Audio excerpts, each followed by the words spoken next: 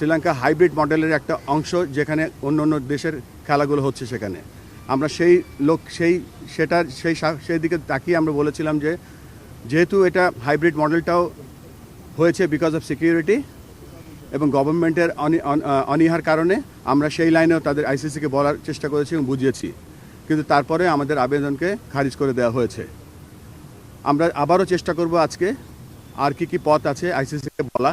Bangladesh cricket নিয়ে আমরা খুব গর্ব বোধ করি, কিন্তু ওয়ার্ল্ড ক্রিকেট নিয়ে আমরা সন্দিহান।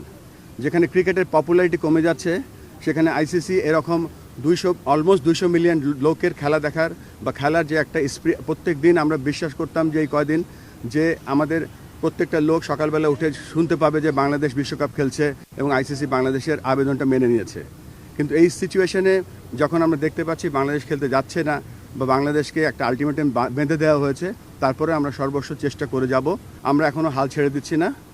আমরা আবার আজকে কমিউনিকেশন করব আরও কিছু জিনিস নিয়ে এবং চেষ্টা করে যাচ্ছি যাতে আমাদের ছেলেরা বিশ্বকাপ খেলতে পারে।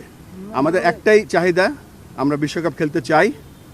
এই মুহূর্তে আমরা ইন্ডিয়াতে যেতে চাই না, আমরা শ্রীলঙ্কার মাটিতে বিশ্বকাপ খেলতে চাই। আমরা এখনও রেডি, আমাদের দল রেডি আছে।